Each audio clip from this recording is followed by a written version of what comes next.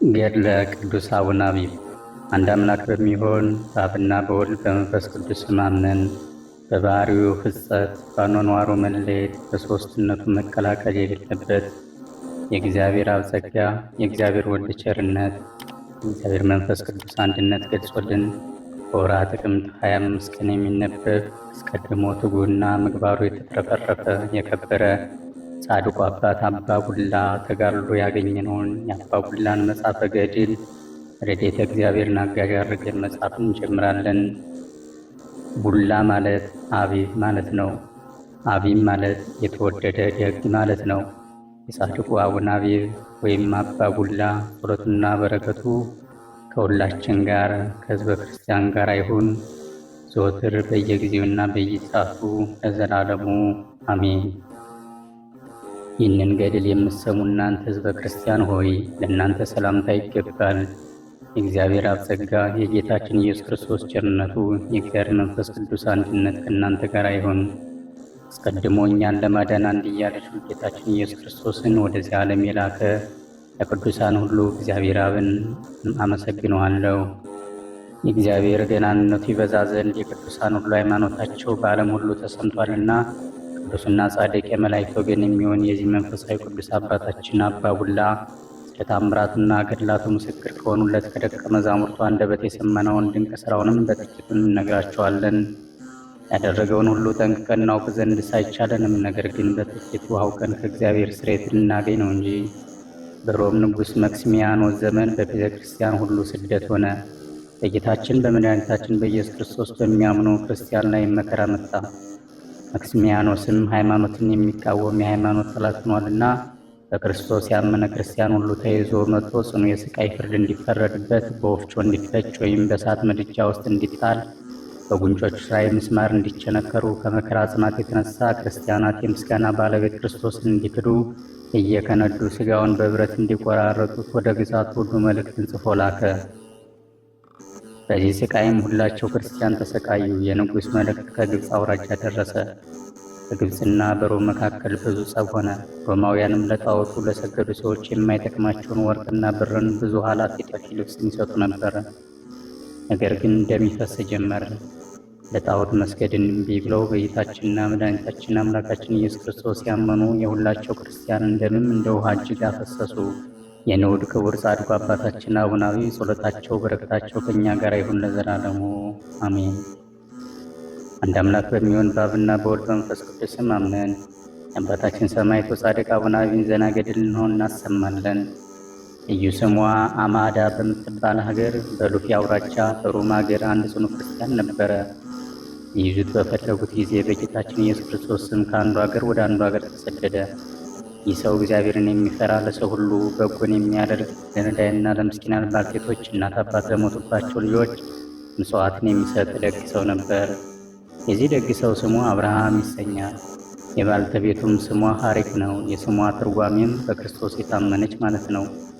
እነርሱም በሕገ እግዚአብሔር ጸንተው የሚኖሩ ንጹሐንና ልጅም ስላልነበራቸው ለቤተ እግዚአብሔር አገልጋይነት የሚሰጡት አንድ ልጅን ይሰጣቸው ዘንድ በአንቃ ሄዶ ወደ እግዚአብሔር ለመኑ።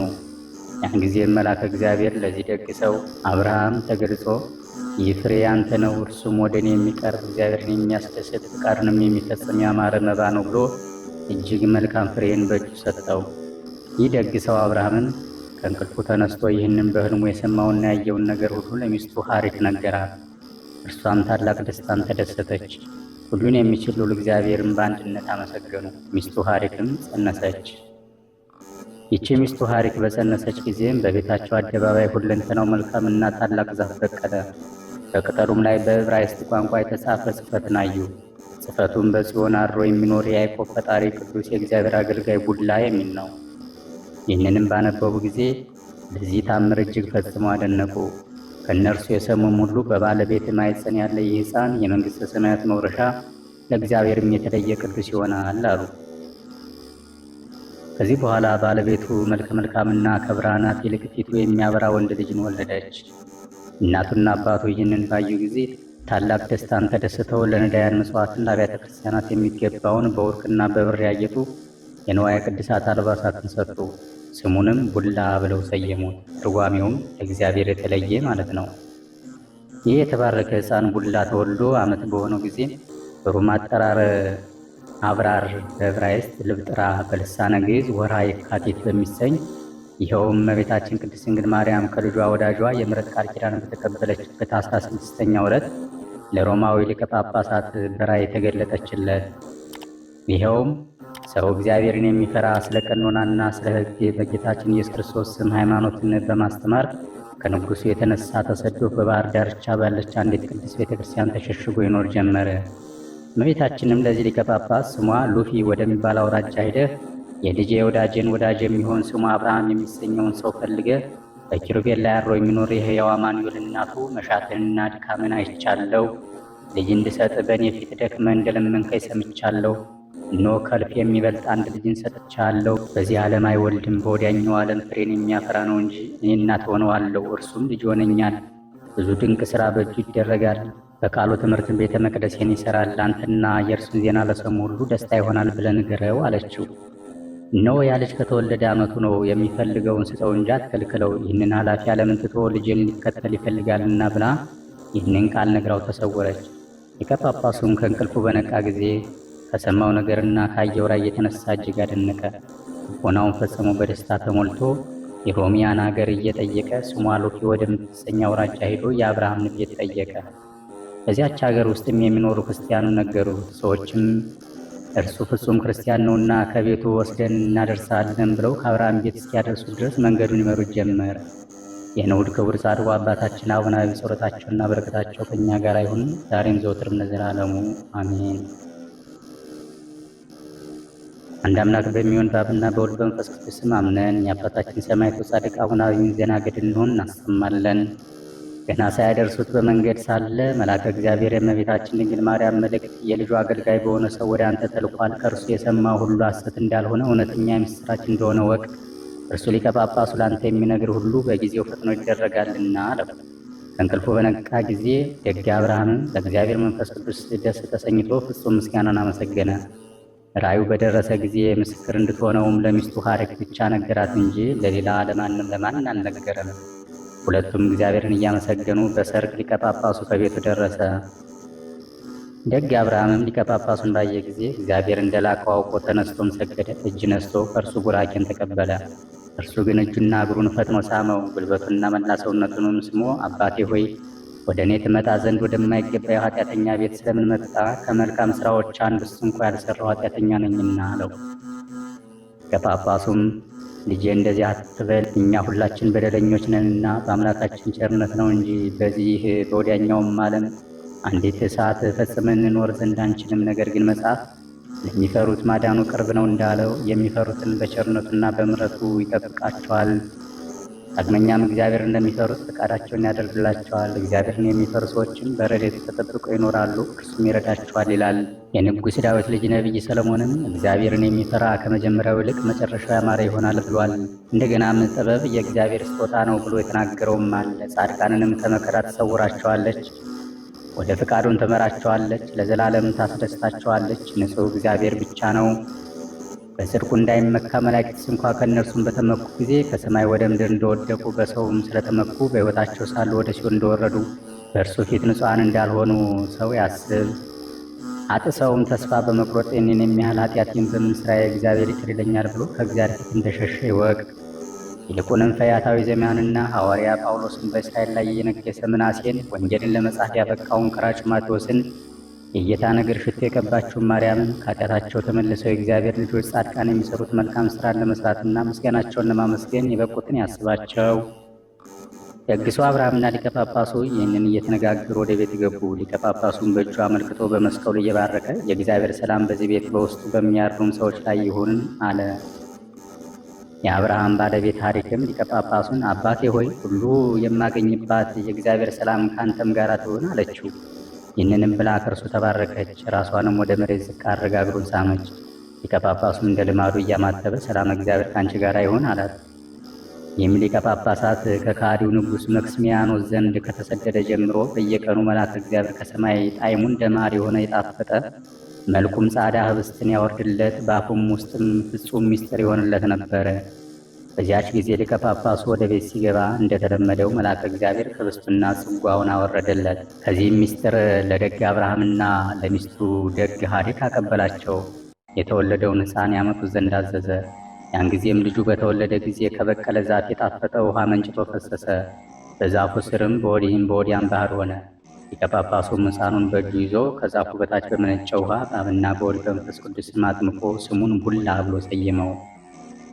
የሕፃኑ አባት አብርሃምም አባቴ ሆይ ይህ ሕፃን ከመወለዱ አስቀድሞ እኔ ያወቅሁትን ከኔ በስተቀር እናቱና ዘመዶችስ እንኳ ያላወቁትን ይህን ስም ትሰይምለት ዘንድ ማን ነገረ? ይህንን ስም ማወቅ ለእኔ ትልቅ ምስጢር ነው አለው። ከጳጳሱም መልሶ ልጄ ሆይ አትቸኩል፣ ቅዳሴውን እስክንፈጽም ድረስ ቆይ አለው። ቅዳሴውንም ቀድሶ የጌታችን ኢየሱስ ክርስቶስ ቅዱስ ሥጋውንና ክቡር ደሙን ለሕፃኑ አቀበለው።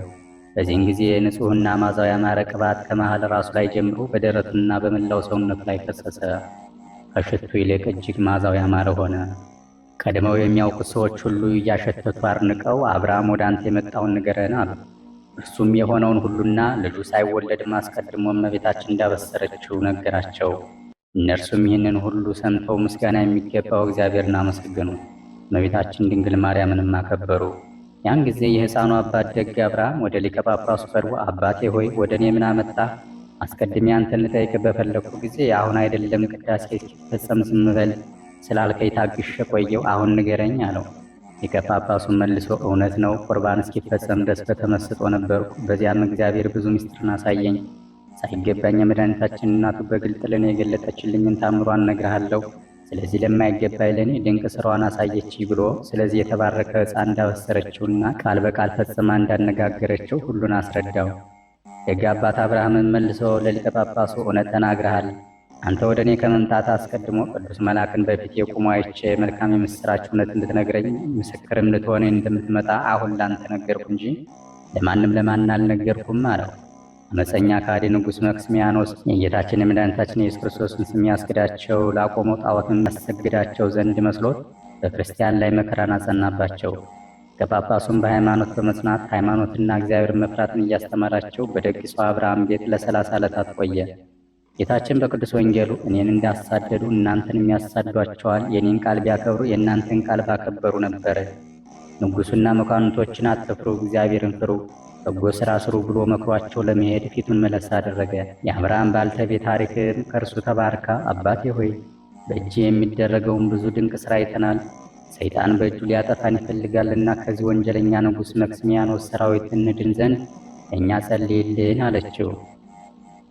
ሊቀ ጳጳሱን መልሶ ጌታችን በወንጌል ከአንዱ ሀገር ቢያሳዷችሁ ወደ ሌላይቱ ሀገር ሽሹ፣ እውነት እላችኋለሁ የሰው ልጅ እስኪመጣ ድረስ የእስራኤል ከተማ አይፈጸሙም ያለውን አልሰማሽምን? አላት።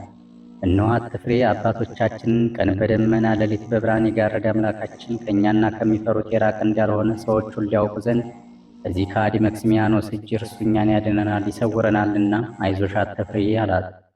ሊቀ ጳጳሱም ይህንን ብሎ ባረካቸው። ደግ ሰው አብርሃምና ባልተቤቱ ሐሪክም ወደ ቤታቸው ተመለሱ።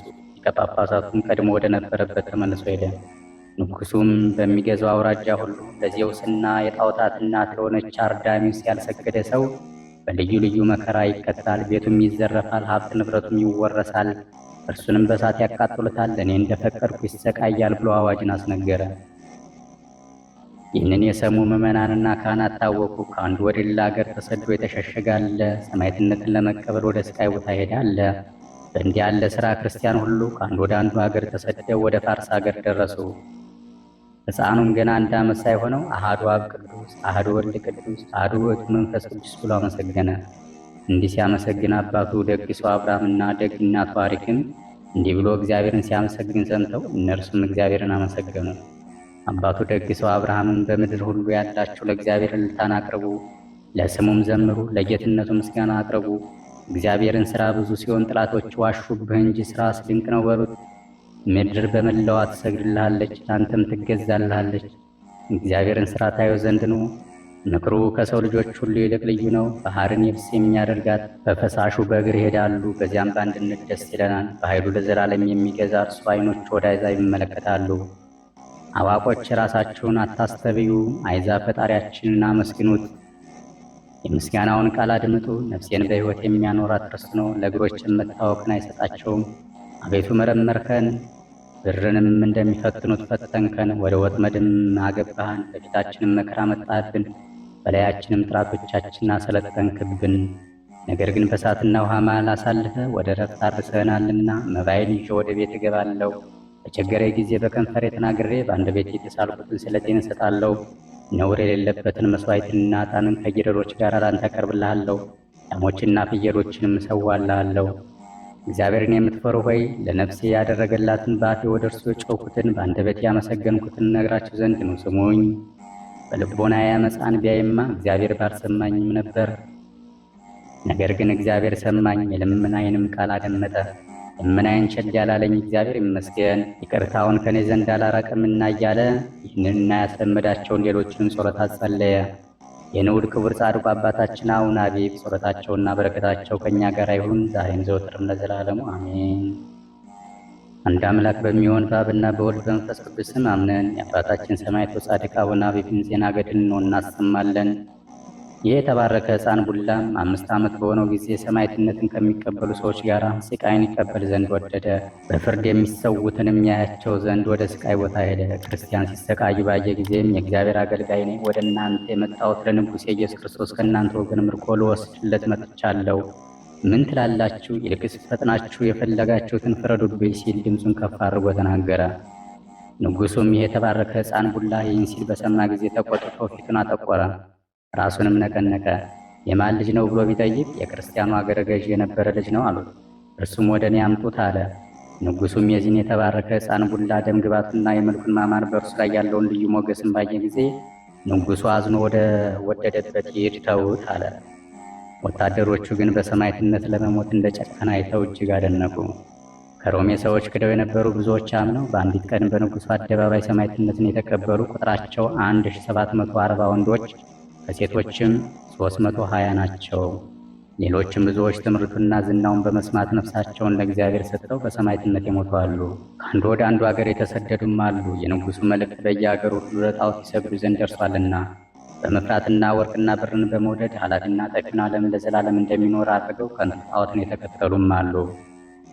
ደግ አባት አብርሃምና እናቱ አሪክም የተባረከ ሕፃን ልጃቸው ቡላ ከንጉሡ ጋር እንደተከራከረና ንጉሡ እንደተቃወመ በሰሙ ጊዜ አስቀድመው ያጠራቀሙት ዕቃቸውና ወርቃቸውን፣ ልብሶቻቸውን፣ ላሞቻቸውና በጎቻቸውን፣ አህዮቻቸውና ፈረሶቻቸውን፣ በቅሎቻቸውና ንብረታቸውን ለነዳያንና ለአብያተ ክርስቲያናት ምጽዋት ሰጡ።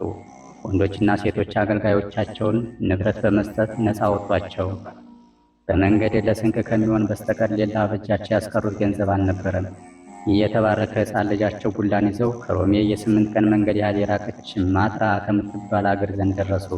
ወደዚያች አገር በደረሱ ጊዜም በዚያ የሚደረግ አመፅና ግፍን አይተው እጅግ አዝነው አለቀሱ። ከወንጀለኛው ንጉሥ መክስሚያኖስ ትእዛዝ የተነሳ ሁሉም ስፍራ አመፅን ተሞልቷልና የሚሄዱበት አጡ። ነገር ግን እግዚአብሔር በሚያዩአቸው ሕዝብ ዘንድ ሁሉ ለአብርሃምና ለባልተቤቷ ሊቅ ሞገስን ሰጣቸው። ይልቁንም የእግዚአብሔር ጸጋ በእርሱ ላይ ያድራለችና ሕዝቡም ይህ የተባረከ ሕፃን ልጃቸው ቡላን በሚያዩ ጊዜ ከመውደዳቸው የተነሳ ልባቸውን እንደ እሳት ይነዳል።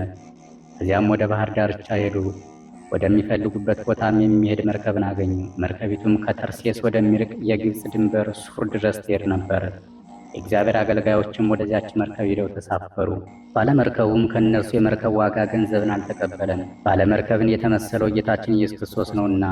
በዚያ ዘመኑም ለሐዋርያት ቅዱስ እንድርያስ ባለመርከብን ተመስሎ እንዳሳፈረው አብርሃምም እንደምነህ ብሎ ሰላምታ ሰጠው።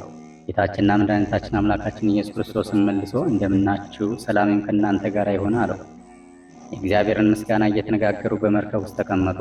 ጌታችንና መድኃኒታችን አምላካችን ኢየሱስ ክርስቶስም ወንድሞች ሆይ እናንተ እስከ ወዴት ናችሁ? ከእናንተ በኋላ ባለው ልጃችሁ ላይ ታላቅ ጸጋና ያለው አላቸው። እኛ ከሮሜ ሀገር የመጣን የእግዚአብሔር አገልጋዮች ነን። አንተ ቅርብ ከሆንክ የምስጋና ባለቤት ክርስቶስ እንደካደ የሀገሪቱ ንጉሥ ጠባይን አንተ ታውቃለህ አሉት። ጌታችንና መድኃኒታችን አምላካችን ኢየሱስ ክርስቶስም ይህ የተባረከ ሕፃን ልጃቸው ቡላን ከእጃቸው ተቀብሎ ልጄ ሆይ የእግዚአብሔር ጸጋ ከአንተ ጋር ነው፣ ብዙዎች አሕዛብን የምትጠቅም ሁን ብሎ ባረከው። እነርሱም ወንድሞች ሆይ አትፍሩ፣ የዚህ ከሃዲ እጅ ልጃችሁን እንጂ እናንተን አያገኛችሁምና፣ ልጃችሁም ቢሆን ከእጁ ይድናል፣ በእጁ አይሞትም።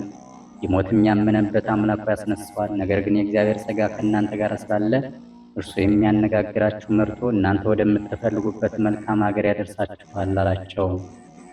ይህንን እየነገራቸውም ርዕሰ ሐዋርያት ቅዱስ ጴጥሮስ ቀድሞ ወደ አስተማረባት ስሟ ቃቅራ ወደምትሰኝ ትንሽ ደሴት በፍጥነት አደረሳቸው። በዚያም ከእናንተ ጋር ያለ ፈጣሪያቸውንና የእግዚአብሔርን ረዳትነትና ቸርነት ተመልከቱ ብሏቸው ተሰወረ። እነርሱም ጌታችንና መድኃኒታችን አምላካችን ኢየሱስ ክርስቶስ እንደሆነ አውቀው አመሰገኑ፣ ሰገዱለትም። በአንድ ቃልም ከመዝሙረ ዳዊት ንጉሴና ፈጣሪ ከፍ ከፍ አደርግሃለሁ የሚለውን መዝሙር እስከ መጨረሻው ጸለዩ። ወደ ሀገሩ በገቡ ጊዜም የዚያች ሀገር ሰዎች አግኝተው እጅ ነሷቸው። ከሩቅ ሀገር እንደመጡ አውቀው ከወዴት ናችሁ? ከየትስ መጣችሁ? እናንተ ከሩቅ ሀገር በእንግድነት እንደመጣችሁ እናያለንና አሏቸው። አሁን እኛ ከሮሚ ሀገር የመጣን እንግዶች ነን፣ በዚች ሀገር ልንኖር መጥተናል አሏቸው። እነርሱም ፈጥነው ተቀብለው ወደ ቤታቸው አገቧቸው፣ መልካም ማረፊያንም አዘጋጁላቸው። በዚያም እስከ 3 ዓመት ቆዩ። የተባረከ ሕፃን ልጃቸው ጉላም 9 ዓመት ሆኖት 10 ዓመት ሊሆነው በዕብራውያን አቆጣጠር 8 ወር ሲቀረው አብርሃምና ሚስቱ ሐሪክ ሁለቱም በአንድነት የሄዱ ዘንድ ተነሱ። የሚሞቱበትም ጊዜ ሲደርስ የአገሩን ሽማግሌዎችና የክርስቲያን ካህናት ጠርተው እኛ ወደማንመለስበት አዳምና ልጆቹ ወደ ሄዱበት እንሄዳለንና አንዱ ልጃችን ለእናንተ አደራ ሰጥተናቸዋል አሏቸው። እነሆ እንደገና በእናንተ ዘንድ ላለው ለዚህ አንድ ልጃችን አባትና እናት ሆኑትና ልጆቻችሁ እንዳትለዩትም አደራ እንላቸዋለን። እርሱ ለእኛ አንድ ልጃችን ነውና ከዚህ ዓለም ገንዘብና ከአገልጋዮች የተውንለት ምንም የለምና እኛ ስለ ክርስቶስ ብለን እንደ ዳያን ሆነን በእግዚአብሔር እጅ ብቻ ትተነዋልና ነው ለዘላለም ሰላም ለእናንተ ይሆን አሏቸው። እግዚአብሔርን የሚፈሩ የተባረኩ ጻድቃን ደግ አባቱ አብርሃምና እናቱ ሐሪክም ይህንም ብለው ሰላምታም ሰጥቷቸው ልጃቸውንም እንግዲህስ በእግዚአብሔር እጅ አደራ እንሰጥሃለን። እግዚአብሔር ስለ አንተ የተናገረውን ሲፈጽም የምትጓዝበት ጎዳና እስኪቀናልህ እግዚአብሔርን ትእዛዝ አስተውለህ ጠብቅ ብለው እጅ ነስተው አቅፈው ስመውት ሄዱ። ሞገስና ማስተዋልን የተሞላ የንዑድ ክቡር ጻድቁ አባታችን አቡነ አባ ቡላ ጸሎታቸውና በረከታቸው እኛ ጋራ በቅድስት አማላጅነታቸው ከሚታመኑ ሁላቸው ወዳጆቻቸው ጋር ይሁን ዛሬም ዘወትርም ለዘላለሙ አሜን። አንድ አምላክ በሚሆን በአብና በወልድ በመንፈስ ቅዱስ አምነን የአባታችን ሰማዕቱ ጻድቅ አቡነ አብይ ዜና ገድል ነው እናሰማለን። የዚህ ብላቴና ቡላ አባት ደግ አብርሃምም ይህንን ነግሮት አረፈ። ነፍስም ወደ ፈጣሪው እጅ ሄደች። በዚያችው ሰዓትም ሚስቱ ሐሪክም አረፈች። በከበረ ልብስም ገንዘው በእመቤታችን ቅድስት ድንግል ማርያም ቤተ ክርስቲያን ውስጥ የአገሩ ሰዎች ታላቅ ልቅሶ እያለቀሱ ቀበሯቸው። የተባረከ ሕፃን ልጃቸው ቡላም 10 ዓመት ሲሆነው የንጉሥ መልክ ቤተ ክርስቲያንን እንዲዘጉ ቤተ ጣዖታት እንዲከፈቱ ክርስቲያን ሁላቸው የምስጋና ባለቤት ጌታችንና መድኃኒታችን አምላካችን ኢየሱስ ክርስቶስን እንዲክዱ የሚል ወደዚያች ሀገር መልእክት ደረሰ። በዚያች ሀገር የተሾመ አቅርጶስ የሚባል መኮንንም ወደዚያች ሀገር ተሾሞ መጥቶ መክስሚያኖስ የተባለ ንጉሥ ቄሳር እኔ የተሾምኩ ኢየሱስ ክርስቶስን ላስክዳችሁ እንደሆነ በልባችሁ ወቁ፣ እናንተን ለማዳን አይችልምና ቃሌን ሰምታችሁ እኔ በማምንበት ብታምኑ ከቁጣዬ ትድናላችሁ። የኔንም ቃል የሰማ እኔ የመንግስቴን ሹመት እሰጠዋለሁ፣ ፈጽሜም አከብረዋለሁ። እኔ አቅርጶስን በኒቆምዲያና በኤፌሶን አገር በሚኖሩ ሰዎች ላይ በአቅራጦስም በቀጰዶቅያ አገር ሁሉ እንደ መኮንንም ብቻ ሳይሆን ንጉሥም አድርጌ ሹሜዋለሁኝ። እንደ ትእዛዜ ሁሉ እርሱ አዛዥ ናችሁ። ለእርሱ አልታዘዝ ያለ ሰው ቢኖር ግን እርሱ አቅርጶስ እንዳዘዘ ይፈረድበታል ብሏል የሚል አዋጅ በገቢ አስነገረ። ይህ የተባረከ ብላቴና ቡላም ይህንን በሰማ ደጋጎች ክርስቲያንንም ሲያሰቃዩ ባየ ጊዜ ስለ ክርስቶስ በሰማዕትነት ይሞት ዘንድ ጨክኖ ሕዝብን ሰማዕትነትን ለመቀበል በወዲህም በወዲያም ያሉትን ሕዝቡን እየገፋ ሄዶ ንጉሥ አቅርጶስ ካለበት ቀርቦ ያፈርክና የተዋረድክ የረከስክ የጽድቅ ሁሉ ጠላት የዲያብሎስ መልእክተኛ አንተና ንጉሥ የተነቀፋቸው የምታመልኳቸው ጣዖታትም የተዋረዱና በምድር የረከሱ ናቸው አለው። የረከሰ ጌታ ሰይጣን እንዳዘዘ አሰቃየኝ፣ ይህን ማሰቃየት እምቢ ካልክስ በእርሱ ዘንድ አትመሰገንምና አለው። ንጉሡም ሰምቶ ይህንን ወጣቱ ቡላና አስረው ከፊቱ ያቆሙት ዘንድ አዞ ተመልከቱ የሊ ክርስቲያን ልቦናቸው የጸና ነው። ትንሽ ብላቴና ሆኖ ሳለ ምንም አልፈራም፣ ይልቁንም እንድቀጣው ይቃወመኛል እንጂ አለ። ይህንንም ብሎ ስለቱ እንደ ቢላዋ በሚቆራረጥ በብረት ሰንሰለት አሰረ። ጀርባውንም ባለንጋ እንዲገርፉ ሰውነቱንም እየለያዩ እየቆራረጡ የውስጥ አንጀቱን በተቆለፈ ብረትና በመጋዝ በስለታማ መጋዝም እጆቹና እግሮቹን ይቆርጡ ዘንድ አዘዘ። እንደዚህ ያለ መከራ ቢያሰቃዩትም ተመልሶ በእግሩ ይቆማል እንጂ አልሞተም። ንጉሡ አቅርጶስም የሊ ክርስቲያን መተታቸውን ተመልክቶ አለ። በመላ አካሉ ገብቶ ሰውነቱን ለብቻ በሚለያይ እንደ ወፍጮ ያለ መንኮራኩር ውስጥ አስገቡት። በጦር ወጉት፣ በሰይፍ ቆረጡት። ገመድ በአንገቱ አስገብታችሁ በየአደባባዩ ጎትቱት ብሎ አዘዘ። የጻድቅ ቡላ ሥጋውን በምድር ላይ ተጣብቆ ቀረ። ያን ጊዜ የጻድቁ ቡላ ከመዝሙረ ዳዊት አቤቱ አሕዛብ ወደ ርስት ገቡ የሚለውንም እስከ ፍጻሜው እየጸለየ ወደ እግዚአብሔር ጮኸ። መልአከ እግዚአብሔር ቅዱስ ሚካኤል ከሰማይ እንደ እሳት እየተንቦገቦገ ታዞ ወርዶ መንኮራኩሩንና የማሰቃያ መሳሪያውን ፈጥኖ ገለባበጠው፣ ብረቱንም እንደ ውሃ ቀለጠው። የእግዚአብሔር አገልጋይ ቅዱስ ኩላን ከዚያ ስቃይ አውጥቶ ፈጽሞ አዳነው። ይህም የተደረገው ደግ አባቱ አብርሃምና ደግ እናቱ ሐሪት ባረፉበት ወርሃ ኅዳር 17 ዕለት ነው። የእነርሱ ጸሎታቸውና በረከታቸው በእውነት ያለ ሐሰት ሁላችን ተጠብቀን ለዘላለሙ አሜን። የአገሩን ሰዎች ያድኑት ዘንድ ተራዱ። የንጉሡንም ቤቱ በእሳት ያቃጥሏት ዘንድ ከበቧት። በአገራቸው አባቱና እናቱ በዘመድ የከበሩ ናቸው። ስለ ክርስቶስ ብለን እንጠብቀው ዘንድ ለእኛ አደራ ሰጥቶን ሙተዋልና የአደራ ልጃችንን ስጠን አሉ። ባሰቃየው ጊዜ ረድኤተ እግዚአብሔርን በእርሱ ሲገልጽበት አይተናልና አሉ። እምቢ ሲላቸውም ቤቱን በእሳት አቃጥለው ብሩክ ሕፃን ቡላን ከእጁ ነጥቀው ከባህር ማዶ አሻገረው ወደ ሀገረ ኒቆሮ ሸኙት። በዚያ ትንሽ ጊዜ ቆየ። በዚያም 5 ዓመት ከተቀመጠ በኋላ ክርስቶስን ካዱ የሚል የንጉሥ መክሲሚያኖስ መልእክት በዚያ ሀገር ወዳሉ ክርስቲያን ዘንድ ሁሉ መጣ። ብፁዕ ቡላ አስቀድሞ እንደ ልማዱ ከሌላ ገዢ አንጢያኮስን ተከራከረ። እንደ ልማዱም እኔ ለዓለም ሁሉ መድኃኒት ለጌታ ኢየሱስ ክርስቶስ እንጂ ለአንተ ጣዖት አልሰግድም፣ ሰማይና ምድርን በውስጣቸውም ያሉትን ሁሉ ከፈጠረ እግዚአብሔር በቀርም ሌላ አምላክ የለም ብሎ ነገረው። አንጢያኮስን ተቆጥቶ በሰይፍ ራሱን ይቆርጡት ዘንድ አዘዘ። ብፁዕ ጻድቅ ቡላም ራሱን ከመቁረጣቸው አስቀድሞ ከመዝሙረ ዳዊት ሳምኬታ አማጺያንን ጠርቼ ሕግን ተከተልኩ፣ ረዳቴና መጠጊያ አንተነ፣ በቃልም አመንኩ፣ የአምላኬን ትእዛዝ ፈጽም ዘንድ አማጺያን ከኔ ራቁ፣ በሕይወት ኖር ዘንድ እንደ ቃል ተቀበለኝ፣ ተስፋዬንም አታስቀርብኝ፣ እርዳኝ፣ አድነኝ። ሁልጊዜም ሕግን እናገራለሁ። ከትእዛዝህ የሚርቁ ሁሉ ምኞታቸው አመፃ ነውና አዋረድካቸው። እኒህ በምድር ያሉ ኃጥአን ከዳተኞች ናቸው። ስለዚህም አምልኮተ ሕግን ወደድኩ፣ ከሕግ የተነሳ ፈርቻለሁና በአንተ መታመንን ከሰውነቴ ጋር አስማማ የሚለውን ከመዝሙረ ዳዊት ክፍል ጸለየ። የእግዚአብሔር አገልጋይ ንዑድ ክቡር ቡላም በወርኃ ሚያዝያ 18ኛው ቀን አንገቱን ተቆረጠ። በዚህን ጊዜ መልአከ እግዚአብሔር ሊቀ መላእክት ቅዱስ ሚካኤልም ወርዶ ራሱን ወስዶ ከሥጋው ቢያገናኘው እንደነበረ ሆኖ ተነሳ። ሊቀ መላእክት ቅዱስ ሚካኤልም አይዞህ አትፍራ፣ ጽና፣ እግዚአብሔር ይረዳሃል፣ በሀገሪቱ ዳርቻ ወዳለው ገዳም ሂድ፣ እኔ የምሰጥህ በእኔ ያለች ልብስ ሁልጊዜ ይህች ናት፣ ጌታችን ከወዳጆቹ ቅዱሳን መነኮሳት ጋር ተሳታፊ እንድትሆን አዞሃል ብሎ የብርሃን መስቀል ምልክት ያላት አስኬማንም ሰጥቶት ከእርሱ ዘንድ ተሰወረው። ንዑድ ክቡር ቅዱስ ሰማዕተ እግዚአብሔር ጻድቅ ቡላም መልአከ እግዚአብሔር ሊቀ መላእክት ቅዱስ ሚካኤል እንዳዘዘውና እንዳለበሰው ልብሰ ምንኩስናን ለብሶ ሰው ሳያየው መልአኩ ወዳመላከተው በበረሃ ወደሚገኘው ገዳም ሄደ። በዚያም ስሯ የተጣበቀ ቅጠል የሌለባት የደረቀች ዛፍ አግኝቶ በዚያች ተቀምጦ በእርሷ ላይ ያድር ዘንድ ዛፊቱ ላይ ወጣ። በዚያም ብዙ ዘመን በየቀኑ መዝሙረ ዳዊትን እየጸለየ ስለ ጌታችንና መድኃኒታችን አምላካችን ኢየሱስ ክርስቶስ ሕማማተ መስቀልም እየተረጎመ ይኖር ጀመር። ጌታችን መድኃኒታችን አምላካችን ኢየሱስ ክርስቶስ በለበሰው ሥጋ ተሰቀለ፣ ታመመ የሚለውን ባነበበ ጊዜ ከዚያ እንጨት ላይ ወደ ታች ተወርውሮ ይወድቅ ነበር። ሰይጣንም እርሱን ለመዋጋት ተፈረታቶን ገደለው። ያን ጊዜም ንግሥቲቱ እመቤታችን ቅድስት ድንግል ማርያም በቀኙ አእላፈ ቅዱሳን መላእክት ታጅበውት ነቢይ ዳዊት ጻድቅስ እንደ ዘንባባ ያፈራል፣ እንደ ሊባኖስ ዝግባም ይበዛል እያለ እየዘመረለት ጌታችንና መድኃኒታችን አምላካችን ኢየሱስ ክርስቶስ ወደዚህ ወዳጁ ቅዱስ ሰማዕት ብፁዕ ገዳማዊ መስተጋድል ጻድቅ አባ ቡላ ዘንድ መጣ።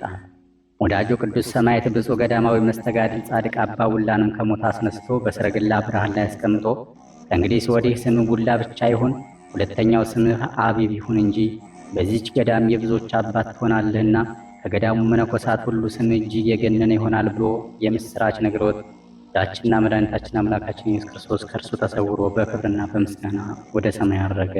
የንዑድ ክቡር ጻድቁ አባታችን አቡነ አቢብ ጸሎታቸውና በረከታቸው ከሁላቸው ወዳጆቻቸው ጋር ይሁን ዛሬም ዘወትርም ለዘላለሙ አሜን።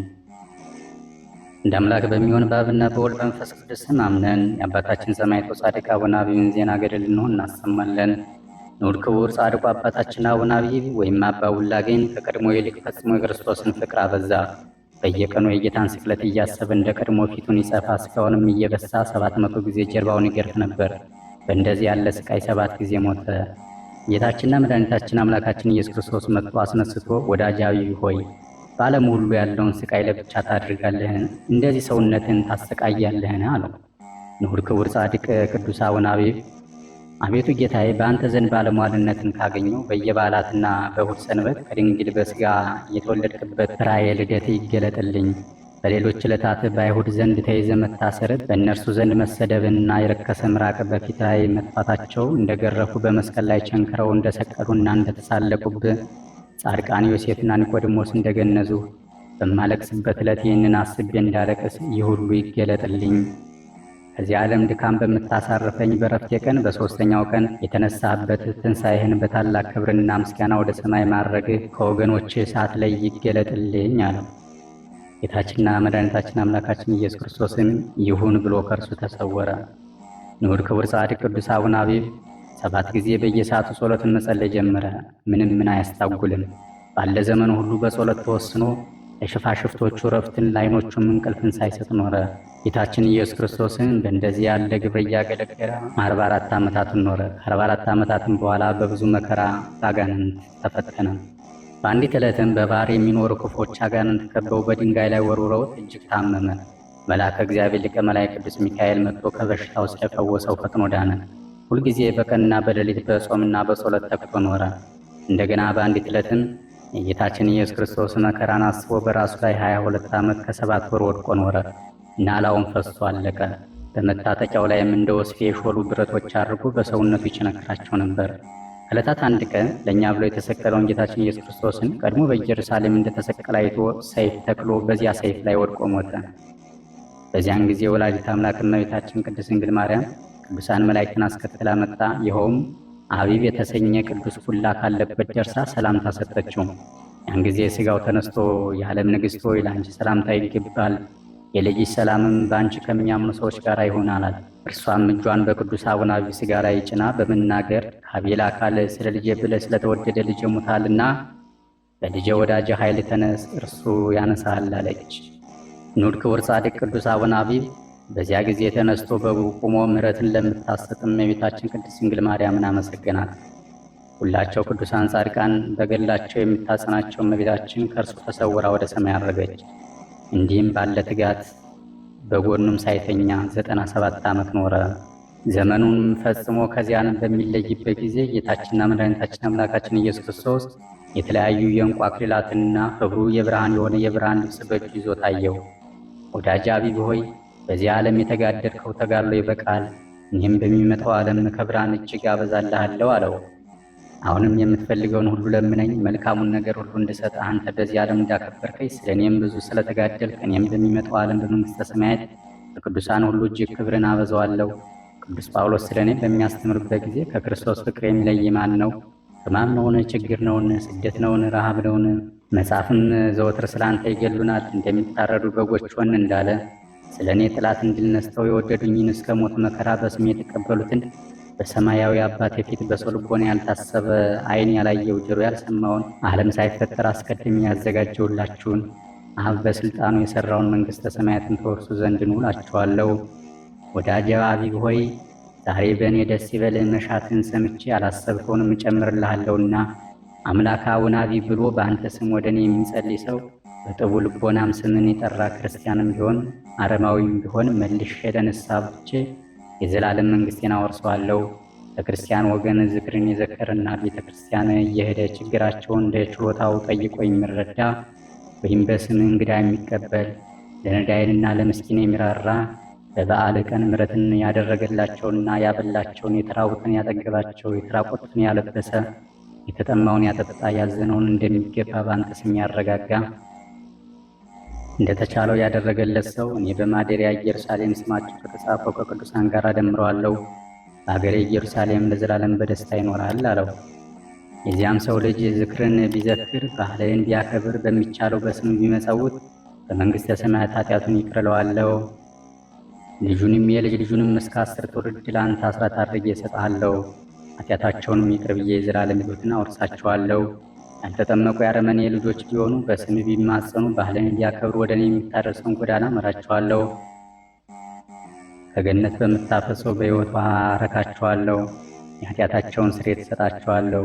በስምህ ቤተ ክርስቲያንን የሠራ አንተን በመውደድ መጽሐፈ ገድልን የጻፈ ያነበበ በጥቡ ልቦናም የሰማ እኒህን ሁሉ በእኔ ዘንድ ተቀብዬ ማደሪያቸውን ከአንተ ጋር አደርግላቸዋለሁ።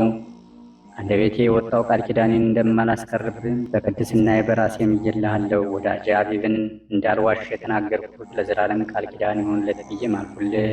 ይህንን ለወዳጁ ቅዱስ ሰማዕት ብፁዕ ገዳማዊ መስተጋድል ጻድቅ አባ ቡላ ሲነግረው በቅዱስ አቡነ አቢብ ቡላ አቅራቢያ ባለው ገዳም የነበሩ ቅዱሳን ሁሉ ሰሙ። ንዑድ ክቡር ቅዱስ ገዳማዊ መስተጋድል ጻድቅ አባ ቡላም ከመዝሙረ ዳዊት በአዲስ ምስጋና እግዚአብሔርን አመስግኑት፣ ምስጋናውን በጻድቃን ማኅበር ነው፣ እስራኤል በፈጣሪው ይደሰታል እያለ ዘመረ። ይህንንም መዝሙር እስከ መጨረሻው ጸለየ። ቅዱሳን ሁሉ መጥተው በጌታችን ኢየሱስ ክርስቶስ እግር ስር ወድቀው ሰገዱ። እርሱም ባረካቸው። ከእነርሱም ወዳጁ ቅዱስ ሰማዕት ብፁዕ ገዳማዊ መስተጋድል ጻድቅ አቡነ አቢብ ቡላን ወስዶ ወደ ሰማያት አሳረገው። ጌታችንና መድኃኒታችን አምላካችን ኢየሱስ ክርስቶስ ወደ አየር አውጥቶት ሳለ ንዑድ ክቡር ጻድቅ አባ አቡነ አቢብ በሰማያት ያሉ የቅዱሳን መላእክት ጣዕመ ዝማሬን በሰማ ጊዜም ያለ ጻዕርና ያለ ሕማም ነፍሱ ከሥጋው ተለየች። በሰማያዊት ኢየሩሳሌም እግዚአብሔር ባዘጋጀለት ማረፊያው ላይ በክብር ተቀመጠ። ነፍሱም ተመልሳ ከሥጋው ጋር ተዋህዳ እስከምትነሳ ድረስ ከቅዱሳን ነፍሳት ጋር በተላ በደስታ ተከብራ ትኖራለች። ንዑድ ክቡር አባታችን ጻድቅ አቡነ አቢብ ቡላን ይህንን ያህል ላከበረውና ከፍ ከፍ ላደረገው እግዚአብሔር አብ ምስጋና ይገባል። ከእርሱ ጋር ቃል ኪዳን ለገባ እግዚአብሔር ወልድ ምስጋና ይገባል። እናቱ ማኅፀን ለመረጠውና ማደሪያ ላደረገው እግዚአብሔር መንፈስ ቅዱስ ምስጋና ይገባል። እውነት ነው። ገናንነትና ኃያልነት፣ ስግደትና አምልኮት ንዑድ ክቡር አባታችን ጻድቅ አቡነ አቢብን ለመረጡ አጋዕዝተ ዓለም አብና ወልድ መንፈስ ቅዱስም ይገባል። ዛሬም ዘወትርም በእውነት ያለ ሐሰት ይደረግልን ለዘላለሙ አሜን። አንድ አምላክ በሚሆን በአብና በወልድ መንፈስ ቅዱስ ስም አምነን የጻድቁ አቡነ አቢብና የጻድቁ አባ ብሎይን ገድል እናሰማለን። በኑሮ ሁሉ መላእክትን የመሰለ ንዑድ ክቡር አባታችን ጻድቅ አባ ብሎይ በዚህች ዕለት አረፈ። የቅዱስ አባ ብሎይ የአባቱ ስም አሞኒ ይሰኛል። እርሱም ከአክሚም ሰዎች ወገን ነው። የእናቱም ስም ሙሲያ ነው። ሁለቱም በሕግ እግዚአብሔር ጸንተው 10 ቃላትን ጠብቀው ሲኖሩ ስደተኞችንም ሲረዱ ልጅ ግን አልወለዱም ነበር። እናቱ ሙሲያም በሕልሟ ተክል የያዘና ብርሃንን የተጎናጸፈ አንድ ሰው አየች። ተክሏንም በቤቷ ውስጥ ሲተክልና ተክሏ ጸድቃ አብባ ስታፈራ ያን ብርሃናዊ ሰው ከዚች ፍሬ የበላ ሰው ለዘላለም ሕያው ሆኖ ይኖራል ሲላት፣ የቅዱስ አባታችን አባ ብሎይ እናትም ያን ፍሬ አንስታ ስትመገብ በአፏ ውስጥ ጣፍጣ በልቧ ይህ ፍሬ ለእኔ ይሆነኛልን ስትል ራእይ አየች። ከእንቅልፏ በነቃችም ጊዜ ለባለቤቷ ያየችውን ነገረችው። ይህ ባለቤቷ አሞኒም እርሷ እንዳየች የመሰለውን ሕልም ማየቱን ነገራት። በአንድነት ፈጽመው እግዚአብሔርን አመሰገኑ፣ የጽድቅ ሥራንም ጨመሩ። ገድልንም ተጋደሉ። ሁለት ቀንም ይጾሙ ነበር። ምግባቸውም እንጀራ በጨው ነበር። የቅዱስ አባ ብሎይ እናት አባ ብሎይን በጸነሰች ጊዜ ብዙ ጸሎትን ጸልይ ነበር። ከወንዶችም ይልቅ ጸንታ ልጇን እስክትወልደው ድረስ 9 ወር ሙሉ በሌሊት 2000 በቀን 500 ስግደትን ትሰግድ ነበር። ልጁም ሲወለድ ስሙን እብሎይ ብለው ሰየሙት። በጎ ሥራን አበዙ። አባ ብሎይም ባደገ ጊዜ ይችን ዓለም ንቆ የምንኩስናን ልብስ ይለብስ ዘንድ ወደደ። ምክንያት እስኪያገኝ ድረስ ኖረ። በንጽሕና ተቀምጦ ሳለም ከወዳጁ አቢብ ጋር ተዋወቀ። ሁለቱም በሌሊት ወጥተው ሂደው ከላይ ግብፅ ገዳማት በአንዱ ገዳም መነኮሱ። በዚያም ታላቅ ተጋድሎ መጋደል ጀመሩ። ከጥቂት ጊዜ በኋላ ንዑድ ክቡር ጻድቅ ገዳማዊ መስተጋድል አባ አቢብ በወርኃ ጥቅምት 25 አረፈ። ያን ጊዜ ቅዱስ አባ ብሎይ ወደ ደብረ አክሎግ ሄደ። ብዙ ሕዝብም ተሰበሰቡ። በመልካም አምልኮ እግዚአብሔርን በመፍራት እንዲኖሩ ያስተምራቸው ጀመር። ሁላቸው ምዕመናንም የንዑድ ክቡር አባታችን ጻድቅ አቡነ አቢብን በዓለ ዕረፍቱን ሲዘክሩ አባ ብሎይ ወንድሞቼ ሆይ በአቡነ አቢብ ስም ጸሎት የሚጸልይ ሰው ቢኖር እግዚአብሔር ኃጢአትን ያስተሰርይለታል። ጌታችንና መድኃኒታችን አምላካችን ኢየሱስ ክርስቶስ ወዳጅ አቢብ ሆይ በዕረፍትህ መታሰቢያ ባህልህ ቀን በአንተ ስም አምላክ አቡነ አቢብ ኃጢአቴን ይቅር በለኝ ብሎ የጸለየ ቢኖር ስለ ስም ኃጢአቱን ይቅር እለዋለሁ ሲል ቃል ኪዳን ሰጥቶታልና ብሏቸው አረፈ። በዚያች ሰዓትም ከመነኮሳት አንድ ሰው አረፈ። እነርሱም ይገንዙት ዘንድ በዚያ ቆመው ነበርና ከመነኮሳት አንዱ አባ ብሎይ ስለ ጻድቅ አቡነ አቢብ የሚያስተምረውን ተጠራጠረ። በዚያን ጊዜ የአምውት ሥጋ ተነስቶ አባ ብሎይ ስለ አቡነ አቢብ የሚያስተምራችሁን የአቡነ አቢብ ቃል ኪዳን ለምን ትጠራጠራላችሁ? እግዚአብሔር ለአባታችን ጻድቅ አቡነ አቢብ በዕለተ በዓሉ በዚህ ቃል ኪዳን ሰጥቶታልና ብሎ ይናገር ጀመር። የሞተውም ሰው ይህንን ከተናገረ በኋላ ተመልሶ አረፈ። ወንድሞች መነኮሳትም ይህንን ሰምተው እጅግ አድንቀው እግዚአብሔርን አመሰገኑ። ይህ አባ ብሎይም ብዙ ዘመን ኖረ። በብዙ አድባራት ጸሎት ልክ ልጆቹ መነኮሳትም በዙ። የኖረበትም ዘመን በታላቁ ጻድቅ አባ መቃርስ ዘመን ነው። አባ መቃርስ የአባ ብሎይን የትሩፋቱን ዜና በሰማ ጊዜ እጅግ ደስ ተሰኘበት። እርሱን እያጽናና እያረጋጋ መነኮሳት ልጆቹንም እግዚአብሔር የሚወደውን በመስራት ያጽናቸው ዘንድ መልእክትን ጻፈለት። አባ መቃርስም በአስቄጥስ ገዳም ሆኖ ይህንን ደብዳቤ ሲጽፍ አባ ብሎይ በላይ ግብፅ ሳለ የተጻፈውን መልእክት በመንፈስ ቅዱስ ተገልጾለት በዙሪያው ከበው ትምህርቱን እየተከታተሉ ያሉትን መነኮሳት ወንድሞቼ ሆይ እነሆ ጻድቁ አባ መቃርስ እኛን የምታረጋጋን መልእክትን ጽፎልን ልኮልናል አላቸው። ይህን ካላቸው በኋላ አንድ መነኩሴ የጻድቅ አባ መቃርስን ደብዳቤ ይዞ መጣ። መነኮሳትም ወጥተው በደስታ ተቀበሉት። ደብዳቤውን በመነኮሳት ሁሉ ፊት አንብበው በመልእክቱ በጣም ደስ ተሰኙ። የቅዱስ አባ ብሎይ ወደ ቅዱስ አባት ወደ አባ አሞኒዎስ ተልኮ ከእርሱ ጋር የነበረች ስሟ የዋህይት የምትባል ቅድስት ሴትን ያየ እርሱ ነው። ጌታችንና መድኃኒታችን አምላካችን ኢየሱስ ክርስቶስ ከዚህ ዓለም ስቃይ ያሳርፈው ዘንድ በፈለገ ጊዜም አባ ብሎይ በወርሃ የካቲት 5 ቀን አረፈ። እኛም የአባ ብሎይን ዜና ገድል ከንዑድ ክቡር ገዳማዊ ጻድቅ መስተጋድል አቡነ አቢብ መጽሐፈ ገድል ጋር ጽፈናል። እነሆ የንዑድ ክቡር አባታችን ቅዱሱ ጻድቅ አቡነ አቢብ መጽሐፈ ገድል በእመቤታችን ቅድስት ድንግል ማርያም አማላጅነት በቅዱሳን ነቢያትና ሐዋርያት በቅዱሳን ጻድቃንና ሰማዕታት ልመና በትጉሃን መላእክት ተራዳኢነት በአጋዕዝተ ዓለም አብና ወልድ መንፈስ ቅዱስን ፈቃድ በዚህ ሰዓት ተፈጸመ። ይህንን የቅዱስ ጻድቅ አቡነ አቢብ መጽሐፈ ገድል የጻፈውና ያጻፈውን ያነበበውና የተረጎመውን ቃላቱን በማስተዋል የሰማውን ያሰማውን ሁሉ ደጅ ለሚጠኑት የሚራራ እግዚአብሔር ዘላለማዊት መንግሥቱን ያውርሰው። የሁላችንን ኃጢአትን አምላከ ቅዱሳን እግዚአብሔር በቅዱሳን አባቶቻችን ወዳጆቹ በአባ መቃርስና በአባ አሞኒዎስ በአባ ብሎይም አማላጅነት ይቅር ይበለን። የንዑድ ክቡር ገዳማዊ ጻድቅ ቅዱስ አባታችን አቡነ አቢብ አባ ውላ ጸሎትና በረከቱ ከሁላችን ወዳጆቹ ሕዝበ ክርስቲያን ጋር ይሁን በየጊዜውና በየሰዓቱ ዛሬም ዘወትርም ለዘላለሙ አሜን። ጸሎትና በረከቱ በእውነት ለዘላለሙ ከኛ ጋር ይሁንና ቅድስና የበዛ ምንኩስና የሚያስደንቅ ትሕትናው እንደ ባሕር አሸዋ የበዛ ገናንነቱ እንደ ሰማይ ከዋክብት የማይቆጠር ጻድቁ አቡነ አቢብ አባ ውላ ለወደዱት ቸር በሆነ አምላኩ ኃይል በአንዲት ብላቴና ላይ ያደረገው ታምር ነው። ቅዱሳንን በሚወድ ልዑል እግዚአብሔር ፈቃድ በአባታችን አቡነ አቢብ አማላጅነት የምትታመን ዝክሩንም በየወሩ የምትዘክር አንዲት እናት እንደነበረች ተነገረ።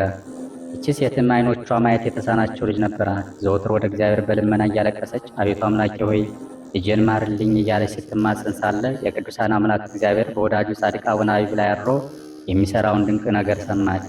ያን ጊዜም ይቺ ሴት ዓይኖቿ የታወሩ ያችን አንዲት ልጅን ይዛ ወደ ጻድቁ አቡነ አቢብ ገዳም መጣች።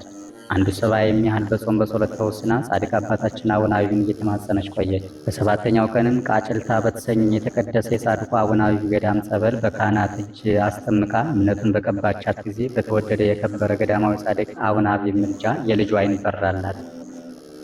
በዚያ የነበሩ ሁሉ ይህን ድንቅ ታምር ባዩ ጊዜ እግዚአብሔርን አመሰገኑ። እነሆ ይህንን ታምር ያደረገ የአባታችን የአቡነ አቢብ ጸሎትና በረከቱ ከሁላችን ጋር ይሁን ለዘላለሙ አሜን። ጸሎትና በረከቱ በእውነት ለዘላለሙ ከኛ ጋር ሆኖ ሁላችን ከሰይጣን ወጥመድ ሰውሮ በከንቱ እንዳንጠፋ ይጠብቀንና ጾምና ጸሎትን የሚወድ ለወንዱ ረፍትን ሳይሰጥ 97 ዓመት ድረስ በምንኩስና የጸና ፍጹም ጻድቅ ንዑድ ክቡር አባታችን አቡነ አቢብ ያደረገው ታምር ነው። ባደረባት በሽታ የምትሰቃይ አንዲት ሴት ነበረች። ይህችም ሴት ከሕመሟ ጽናት የተነሳ ለብዙ ዓመታት በባለመድኃኒት ስትታከም ኖረች። ነገር ግን የጻድቁ አቡነ አቢብን በዓለ ንግሥ ታከብረው ዘንድ ወደ ገዳሙ በሄደች ጊዜ በፍጹም እምነት ከአምላክ በተሰጠህ የምልጃ ጸጋ ብዙዎች ሕሙማንን የፈወስክ አባት የጻድቅ አቡነ አቢብ ሆይ እኔ ልጅህንም በላይ አድሮ ከሚያሰቃይ በሽታ ትፈውሰኝ ዘንድ ከደጅ መጣሁ። እነሆ እኔ ወዳጅን ማረኝ ይራራልኝ እያለች በፍጹም እምነት ጸበሉን ጠጣች። በጻድቁ ንዑድ ክቡር አባታችን አቡነ አቢብ አማላጅነትን ፈጥና ተፈወሰች። ከዚያች ሰዓት ጀምሮ ይህች ደግ እናት ሐኪሟ የሰጣትን መድኃኒት ከአባይ ወንዝ ውስጥ ጥላ የጻድቁ አባታችን አቡነ አቢብን ታምር እንደምን በጸበሉ እንደፈወሳት ለሰው ሁሉ በደስታ እንባ ተመልሳ ትመሰክር ጀመር። በእውነት በወዳጁ ጻድቅ አቡነ አቢብ ላይ አድሮ ይህንን ድንቅ ነገር ያደረገ እግዚአብሔር ይቅር ይለን ዘንድ የንዑድ ክቡር አባታችን አቡነ አቢብ ጸሎትና በረከቱ ከሁላችን ጋር ይሁን ለዘላለሙ አሜን። ጸሎትና በረከቱ በእውነት ለዘላለሙ ከኛ የወንጌል ልጆች ጋር ይሁንና ጌታችንና መድኃኒታችን የአምላካችን ኢየሱስ ክርስቶስን ሕማማተ መስቀሉን በማሰብ ለሽፋሽፍቶቹ ረፍትን ለዓይኖቹ እንቅልፍን ሳይሰጥ በተጋድሎው ጽሙድ የሆነ ገዳማዊ አባታችን አቡነ አቢብ ያደረገው ታምር ነው። ጻድቁ አባታችን አቡነ አቢብ ወዳጆች ሆይ እነሆ ስሙን ከሚጠሩ ዘወትር የማይለይ አባታችን የአቡነ አቢብ ሦስተኛውን ድንቅ ታምራቱን ትሰሙ ዘንድ ሕሊናችሁን ንቁ አድርጉ። የዝነ ልቦናችሁንም የሚከፈት በእጇ ጣት ታደርገው ዘንድ የነበረው የወርቅ ቀለበቷ ለረጅም ጊዜ ይዟት ጣቷ እስኪቆረጥ ድረስ ሲያሰቃያት የቆየች ለብዙ ሐኪሞችና ባለመድኃኒቶች ሁሉ ገንዘቧን የጨረሰች አንዲት እናት ነበረች። እርሷን በተወደደ የጻድቁ አባታችን አቡነ አቢብ ዕለተ በዓለ ዝክር ላይ ከዚህ ከሚያሰቃየ ሕመም ለመዳን የወዳጄ ጻድቁ አቡነ አቢብን ጸበል ስማቸውን እየተማጸንኩ ጣቴን ቀባሁት። ጸበሉን ወደ እጄ ሳፈሰውም ወደ መሬት ሳይንጠበጠብ እጄ የመጣው ነበር። በበነጋው ሳየው በተስጣዜው ሲያሰቃየኝ የቆየው ቀለበቴ ምንም ሳይነካው በጻድቁ ጸበል ኃይል ወልቆ አገኘው ስትል መሰከረች። በእውነት የዚህ ጻድቅ አዳኝነት እጅግ ድንቅ ነው። ብዙዎችም ስማቸውን ጠርተው በሚቀምሱት ምግብ ከተለያየ ውስጥ በሽታ የተፈወሱ አሉ። ይህ ሁሉ ለሁላችን ይደረግልን ዘንድ ከምግባችን ሁሉ አስቀድሞ የእግዚአብሔርን ስም እንጥራ። ከተመገብን በኋላም የዕለት ምግባችን ስለሰጠን እግዚአብሔርን እናመስግን። ዘወትር ከተመገብን በኋላም 3 ጊዜ ያህል ስለ ወዳጅ አቡነ አቢብ እያልን እንቅመስ። አስቀድሞ ጌታችንና መድኃኒታችን አምላካችን ኢየሱስ ክርስቶስ ተገልጦ ወዳጅ አቢብ ሆይ የሰውን ልጆች ለማዳን የተቀበልኩትን ሕማማተ መስቀል እያሰብ ይህንን ሁሉ አድርገሃልና ምን እንዳደርግልህ ትወዳለህ? አላቸው። ንዑድ ክቡር ቅዱስ አባታችን ጻድቅ አቡነ አቢብም ጌታዬና መድኃኒቴ ኢየሱስ ክርስቶስ ሆይ መቼም ሰው ሁሉ ሳይመገብ አይውልም አያድርምና በተመገበ ጊዜ ስሜን የጠራውን ማርልኝ ባለው ጊዜ ጌታችንና መድኃኒታችን አምላካችን ኢየሱስ ክርስቶስን እኒህ ወዳጁ አባታችን አቡነ አቢብ ለሰው ያላቸውን ፍቅር አድንቆ ከማዕድ በኋላ ስብሐት ተብሎ የተረፈውን በእንተ አቢብ ብሎ 3 ጊዜ የተመገበውን ሰው ሁሉ እስከ 10 ትውልድ እምርልሃለሁ ብሎ ቃል ኪዳን ገብቶላቸዋልና። ዳግመኛም በተመገብን ጊዜ የጽድቅ ሥራ የሆነው ምጽዋትን ቸል አንበል። ስለ ተራቡትም ወገኖቻችን ሁሉ እየተጨነቅ በአምላካችን እግዚአብሔር ፍቅር ጸንተን ለመንግሥቱ እንበቃ ዘንድ እንትጋ። የእግዚአብሔር አገልጋይ የጻድቁ ሰማዕት አባታችን አቡነ አቢብ የጸሎታቸው በረከት ከሁላችን ሕዝበ ክርስቲያን ጋር ይሁን ዛሬም ዘወትርም ለዘላለሙ አሜን። ጸሎትና በረከቱ በእውነት ለዘላለሙ ከኛ የወንጌል ልጆች ጋር ይሁንና ገዳማዊ አባታችን አቡነ አቢብ ያደረገው ታምር ይህ ነው። ወንድሞቻችን ሆይ ዘወትር ማዕዳችንን አስቀድመን በስመ እግዚአብሔር መባረክ ከምግባችን በኋላ ስብሐት ለአብ ስብሐት ለወልድ ስብሐት ለመንፈስ ቅዱስ ብለን እናመሰግን። ኋላም ቃል ኪዳን አለውና ስለ አቡነ አቢብ ብለን 3 ጊዜ ልንቀምስ ዘንድ ይገባናል። ስለዚህም ነገር ስሙ በትረ ማርያም የተባለ አባት መሰከረ፣ እንዲህ አለ። አንዲት ዕለት ሰዎች ከተመገቡ በኋላ ስለ አቡነ አቢብ የሚሉ ሰዎችን ጠየቋቸው። የተመገቡትም ጌታችንና መድኃኒታችን ኢየሱስ ክርስቶስ ዘንድ ለአባታችን ጻድቅና ሰማዕት አቡነ አቢብ በማዕድ ፍጻሜ በስሙ የቀመሰውን እንዲምርለት የተሰጠው ቃል ኪዳን አለ ብለው መለሱላቸው። ይህንን ሰምተው በማዕዳቸው ጊዜ እግዚአብሔርን ስም ጠርተው ያላመሰገኑ በማዕዱ ፍጻሜም ስለ አቡነ አቢብ የማይሉ እኒያ ሰዎች ግን የተረፋቸውን አስቀመጡ። ነገር ግን የተረፋቸው ምግብ በማግስቱ ሸቶ ተልጦ ተገኘ። እኒያ ሰዎችም ይህንን ታምር አይተው በጻድቁና ሰማዕቱ አቡነ አቢብ ቃል ኪዳንና አማላጅነት አመኑ። የጻድቁ ሰማዕት አባታችን አቡነ አቢብ ጸሎትና በረከቱ ከሁላችን ጋር ይሁን ዛሬም ዘወትርም ለዘላለሙ አሜን።